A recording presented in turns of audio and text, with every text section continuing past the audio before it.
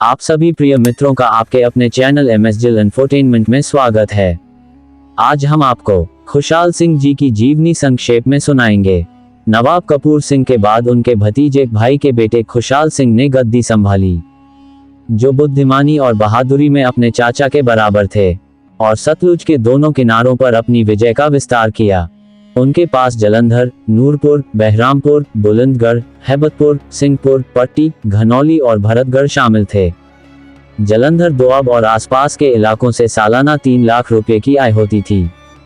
खुशहाल सिंह ने जालंधर के शासक शेख निजामुद्दीन को हराकर जालंधर शहर पर कब्जा कर लिया था। उन्होंने जालंधर को अपना मुख्यालय बनाया और वहीं रहने लगे। खुशहाल सिंह ने अपने पूर्ववर्ती से विरासत में मिले क्षेत्र में और भी इलाके जोड़े। उनके सहयोगियों ने भी कई जगहों पर कब्जा किया। वह मुस्लिम शासकों के खिलाफ बहुत सक्रिय थे और उनके एक सैनिक ने जनवरी 1764 में सरहिंद के अफगान गवर्नर जैन खान को मार डाला था। उन्होंने पटियाला के शासक अमर सिंह की मदद से लुधियाना और बनूर पर कब्जा कर लिया। बाद में बनूर जिले का आधा हिस्सा प्राप्त किया। अमर सिंह की मृत्यु के बाद आई परेशानियों के दौरान खुशहाल सिंह ने पूरे जिले पर कब्जा कर लिया।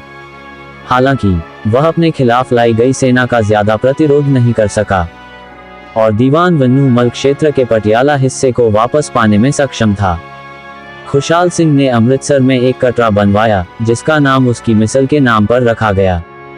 उन्होंने राय इब्राहिम और कई अन्य जमींदारों से कर वसूल किया। 48 उन्होंने अन्य सरदारों के साथ मिलकर अहमद शाह अब्दाली के खिलाफ लड़ाई लड़ी।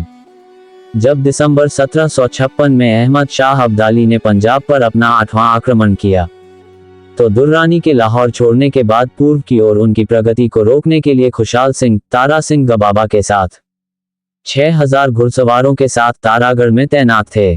15 जनवरी 1767 को अहमद शाह ने खुशहाल सिंह समेत सरदारों को पत्र लिखा कि अगर वे उसकी सेवा में आने के इच्छुक हैं तो वे उसके साथ आकर मिल जाएं, लेकिन अगर उनके मन में कोई दुश्मनी है तो वे मैदान में उसका सामना करें।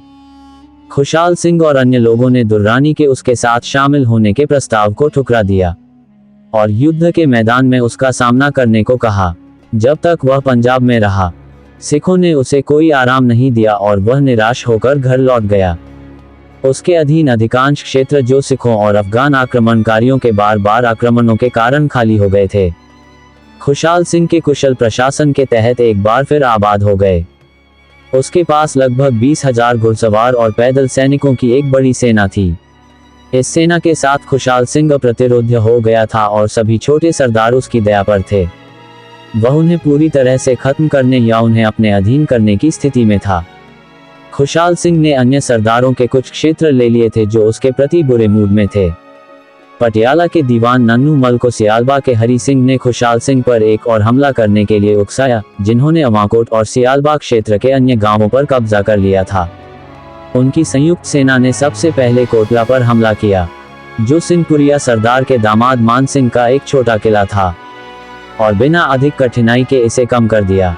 फिर उन्होंने अवाकोट की घेराबंदी की, लेकिन सरदार खुशहाल सिंह के पुत्र बुद्ध सिंह ने तारा सिंह भैबा, राय सिंह भंगी और अन्य सरदारों के साथ मिलकर घेराबंदी उठाने पर मजबूर कर दिया। नाभा और कैथल सैनिकों द्वारा सुदृढ़ की गई पटियाला की सेना अवाकोट को सिंहपुरियों से मुक्त कराने के अपने प्रयास में सफल नहीं हो सकी। अपने चाचा नवाब कपूर सिंह की तरह खुशहाल सिंह सिख धर्म का प्रचार करने और अपने अनुयायियों को दोधारी तलवार का बपतिस्मा देने में भी गहरी रुचि रखते थे। खुशहाल सिंह की मृत्यु 1795 में हुई। अपना कीमती समय निकाल के हमें सुनने के लिए सभी दर्शकों का हार्दिक धन्यवाद। और भी सिख इतिहास, कहानियां और घटनाएं जानने के लिए बने रहे हमारे साथ। वाहेगुरु जी दा खालसा, श्री वाहेगुरु जी दी फतेह।